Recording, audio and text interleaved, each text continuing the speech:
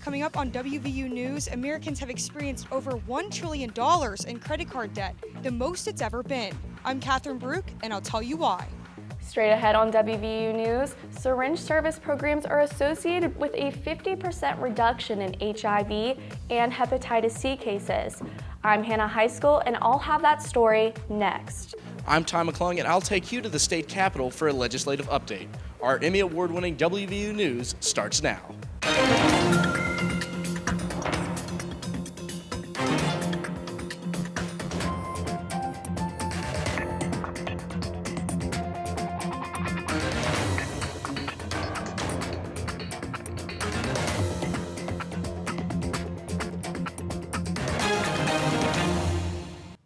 A new legislative bill proposed in the Senate could help disabled veterans in West Virginia pay for college. I'm Catherine Brook. And I'm Claudia DeLima. 1 in 7 children in the Mountain State doesn't know where their next meal will come from. We'll tell you about a program in our area helping families in need. These stories and more coming up on WVU News, an Emmy award-winning newscast produced by television journalism students, right here at West Virginia University. Syringe service programs are associated with an estimated 50% reduction in HIV and hepatitis C. But now these harm reduction services may be eliminated. Hannah High School joins us live in the studio to tell us more. Hannah? Thanks, Catherine. Claudia. West Virginia House Bill 4866 seeks to end syringe exchange programs. Syringe exchange services have been a controversial resource option to battling West Virginia's drug epidemic. If this bill becomes a law, the current state code that supports these programs will make them illegal in the Mountain State. Syringe service programs prevent the spread of diseases such as HIV and hepatitis C among people who inject drugs. If we're taking away people's ability to have clean needles, then they're going to share dirty needles. Studies show that the rate of infectious diseases goes down by more than 50%.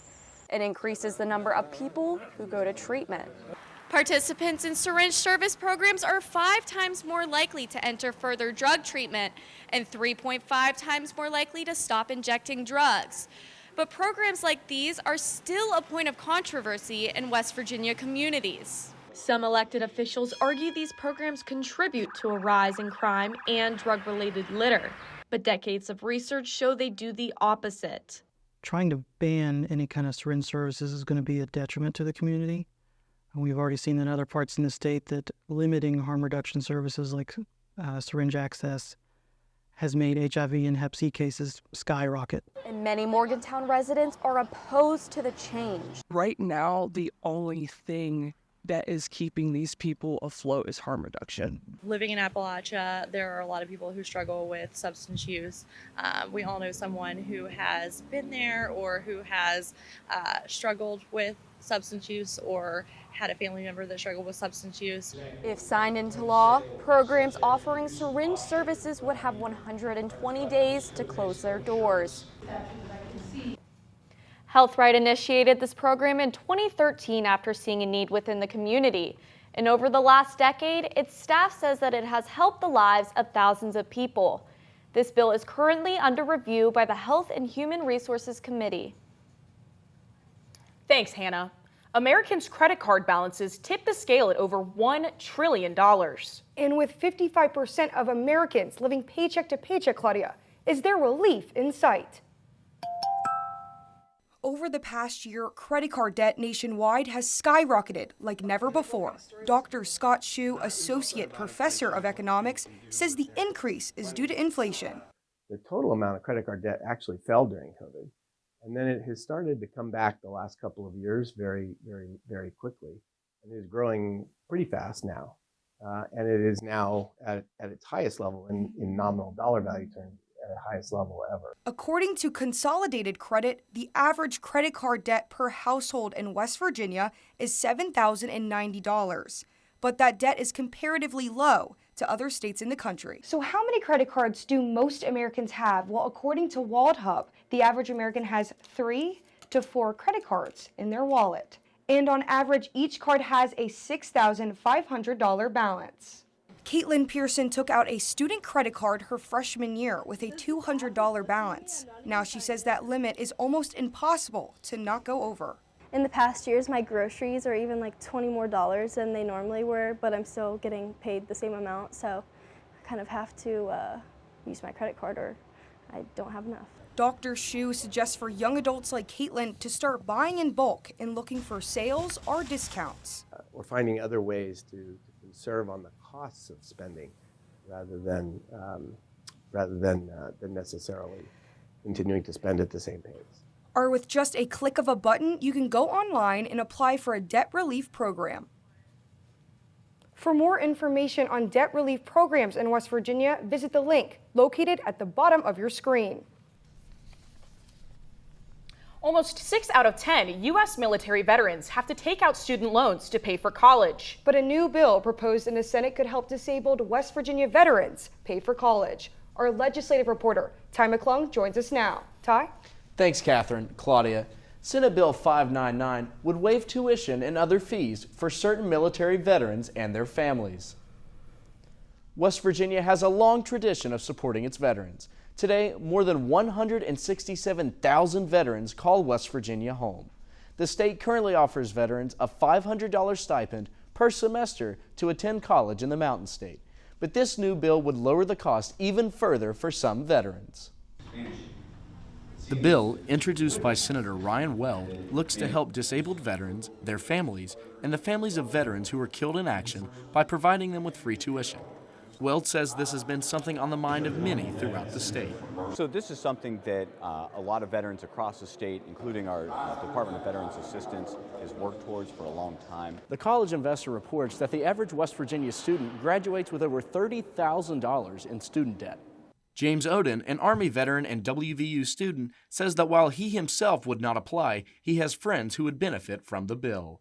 Yes, I do have a couple peers that were injured from Afghanistan and would benefit greatly from more resources available to them and their families. According to the Bureau for Labor Statistics, 4.9 million veterans, or 27% of all veterans nationwide, have a service-connected disability. Odom believes that the bill is a step forward in helping veterans. I support anything that gives veterans more opportunity to better themselves after they leave the service. The bill has until day 50 of the legislative session, also known as crossover day, to move out of the Senate. WVU has about 1,000 students attending school on the GI Bill. Senate Bill 599 is currently pending in the Senate Military Committee. Thanks, Ty. WVU News reporters caught up with Senator Joe Manchin recently. Manchin announced he will not be running for president in 2024. The West Virginia Democrat made the announcement in a press conference on West Virginia University's campus. Manchin is retiring as a senator and has been considering a bid for the White House that would have shaken up the 2024 campaign. Manchin says that right now is not the time to run, with the country being so divided. They can't normalize this hatred, this spewing of hatred. That's not normal either.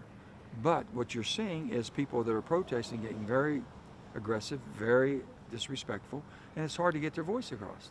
Their point doesn't come across. Manchin told reporters after his recent speech that he spoke with President Joe Biden before he made his announcement, calling their conversation very, very respectful. Last year, 41 million people turned to food assistance programs to help with food insecurity. And new data from the United States Census Bureau shows that West Virginia has the highest percentage of adults struggling with food insecurity. Have a good day. 44 million people in the United States are food insecure. In some states, like West Virginia, have it worse than others. Monongalia County Commissioner Tom Bloom helps run Mountaineer Food Bank's mobile pantry to help those in need. I believe action speaks louder than words. And if you volunteer for 5 or 10 hours, how these students are seeing what's really going on and how they're making a difference in this life affects everyone. Hunger is more common in rural areas like West Virginia, where low wages, unemployment, and lack of transportation come into play. 1 in 9 West Virginians go hungry every day. And with 14% of the state population experiencing food insecurity, it's the 4th hungriest state in the country. Bloom says more people, including WVU students and faculty, have been using the pantry due to SNAP benefits being cut. Luckily, the mobile food bank provides people with nutritious meals that can last a week at a time, and attendees say that food is a necessity. I'm on fixed income, and I depend on the food pantries in order to eat. The pantry feeds 1,500 to 2,000 families per month. With West Virginia's food insecurity rate being 34% higher than the rest of the U.S., Mountaineer Food Bank aids in the hunger crisis across the state. Mountaineer Food Bank is the largest emergency food provider in the state. Each year, MFB distributes over 17 million meals in the state. For more information, you can donate to the MFB or find a program near you. Just visit the address at the bottom of your screen. Coming up, closing out American Heart Month with an emotional and informational story. And we'll tell you how one WVU student is turning flowers into fashion. These stories and more after the break. Straight ahead on WVU News, there are over 1,200 West Virginia students enrolled in public charter schools. I'm Mason Kinsey, and I'll tell you what makes this one in Morgantown different from the rest. Quiet and ready in control room. 3, 2, 1. Fade in bumper. WVU News is local, in-depth, and always on the move for you.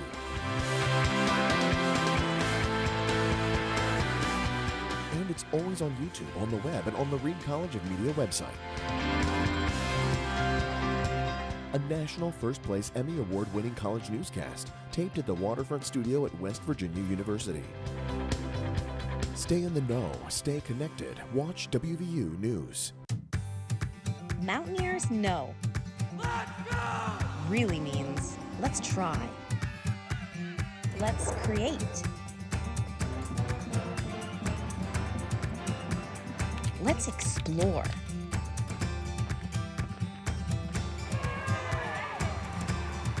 And let's do it all together.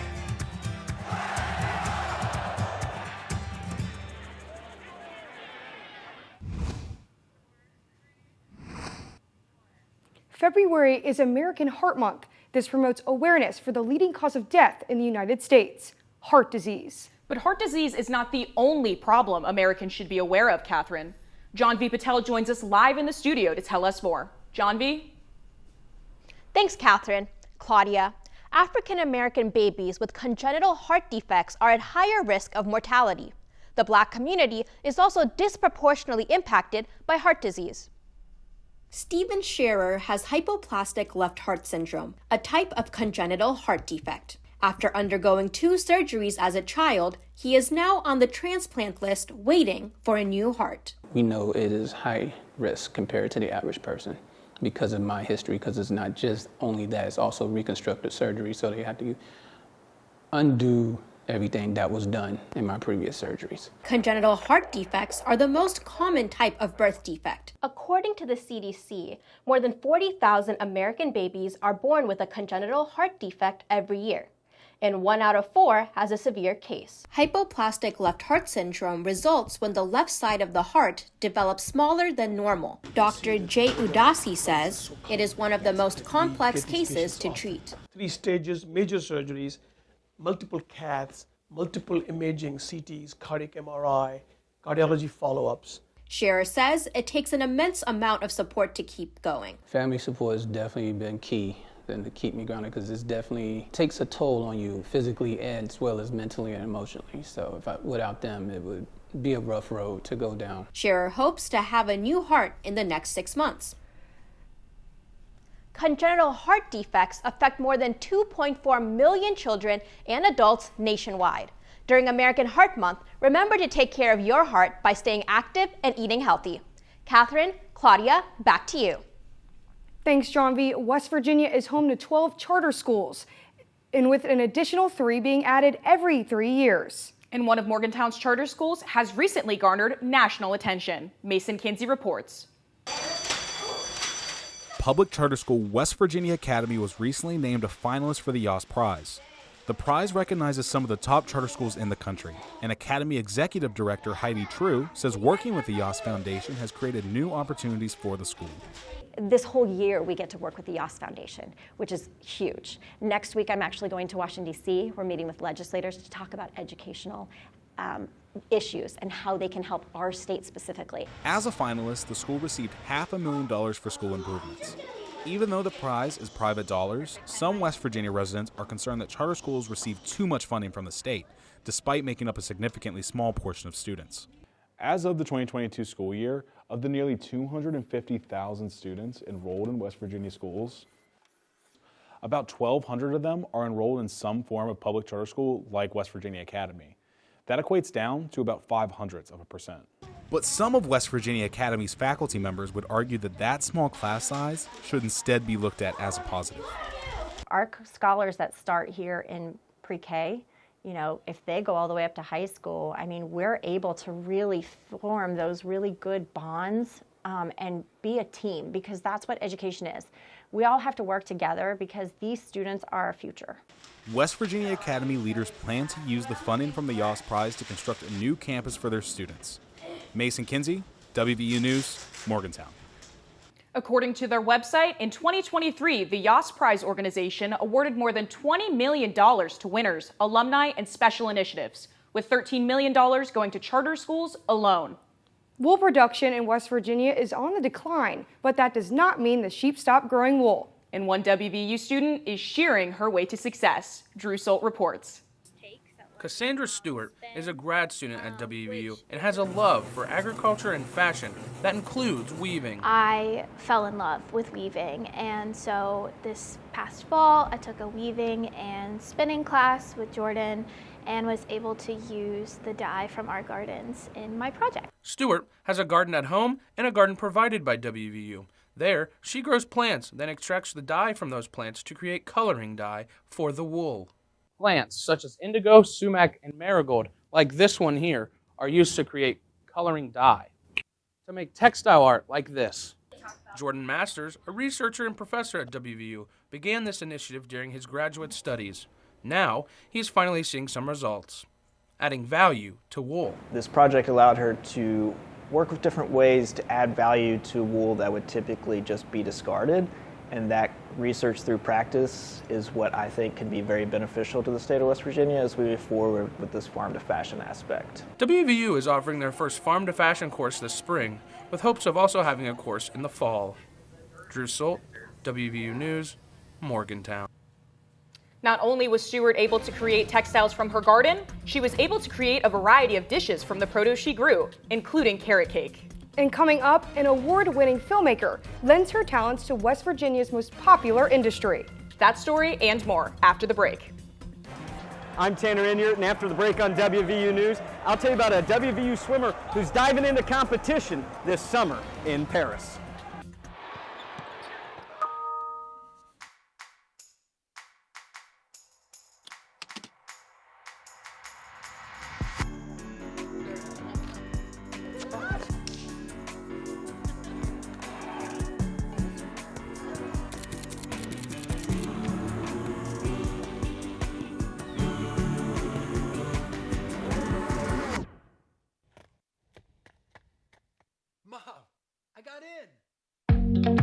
At WVU, an education is more than just a diploma. It's about the journey along the way. From your first week of class to your last, we offer a college experience with top-tier R1 research, one-of-a-kind traditions, and top-ranked academic programs, all designed to land you your dream job and not break the bank. Here, we reward hard work and work hard to support you, because we're all in this together. This is WVU. This is home.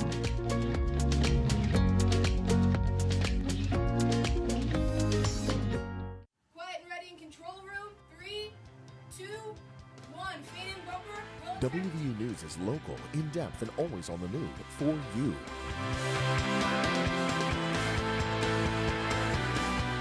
And it's always on YouTube, on the web, and on the Reed College of Media website. A national first-place Emmy Award-winning college newscast, taped at the Waterfront Studio at West Virginia University. Stay in the know, stay connected, watch WVU News.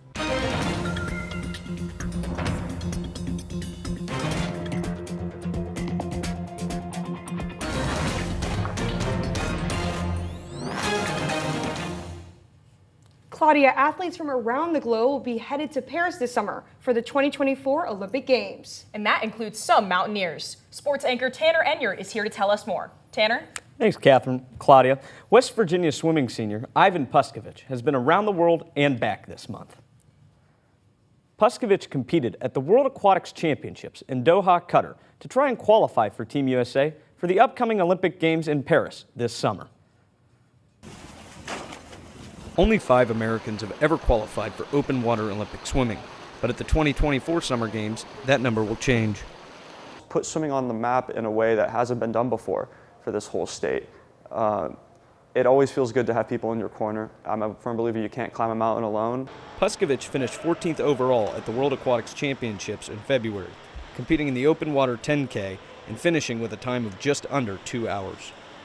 Puskovich is the first Mountaineer swimmer to ever qualify for Team USA, and he's hoping to be standing on a podium like this one later this summer in Paris, except he won't be wearing the old gold and blue.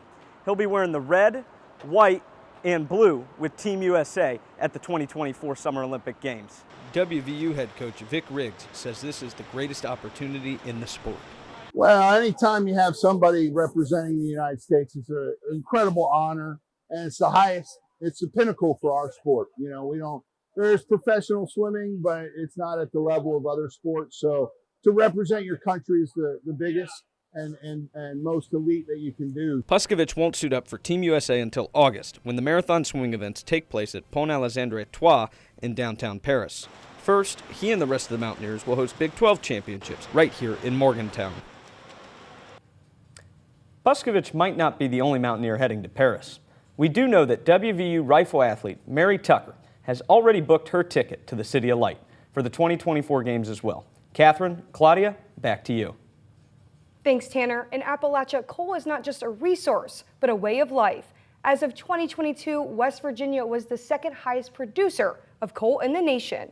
Now, a West Virginia native is showcasing this industry in a way she knows best. Our lifestyle reporter Sterling Gibson joins us from Studio B to tell us more. Sterling? Thanks, Catherine. Claudia. In one of her most haunting tales yet, Elaine McMillian Sheldon spins a hopeful narrative of the West Virginia coal industry. Her documentary, King Coal, emerges from the shadows to shed light on the resource that has fueled both industry and culture in Appalachia for more than a century. Coal has been a vital part of West Virginia history since long before its founding. WVU alum and Academy Award nominee Elaine McMillian Sheldon explores the history of the ore in her new film, King Coal. It's a bit moody. It's a bit of a ghost story, but it's also got a lot of hope and a lot of beauty and shows the region in a way that I think is quite positive. McMillian Sheldon presented the film on WVU's campus this month. Coal, which you see depicted here on this monument on the university's campus, is a non-renewable resource that has been fueling West Virginia's economy for the past 100 years. Although the industry has declined in recent years, West Virginia still produces 14% of all the coal in the United States. But it's not just an industry. McMillian Sheldon's film is about the culture of coal in the state as well, which she discussed alongside a panel after the screening. My grandfather passed away about 2 years before I was born, worked in the steel industry, and there's something really emotionally powerful about this film. The film premiered at the 2023 Sundance Film Festival, and McMillian Sheldon is touring universities across the country to share her message. In 2018, McMillian Sheldon was nominated for an Academy Award in documentary filmmaking. She has also won an Emmy and a Peabody Award for her work and has directed 2 Netflix original documentaries. Catherine, Claudia, back to you at the Waterfront Studio. Thanks, Sterling. Well, that looks like a great film, Claudia. We'd also like to shout out our legislative reporter, Ty McClung, who won People's Choice and 3rd place in Dancing with Our Mountaineer Stars this past weekend. And that's going to do it for this week's edition of WVU News. I'm Catherine Brook. And I'm Claudia DeLima. You can visit us online on our website. You can also watch our shows on YouTube and statewide on West Virginia Public Broadcasting on Sundays at 6:30 p.m. We also stream on HD Media's website, and you can find us streaming on KDKA TV's website. Thanks for watching, and we'll see you next time.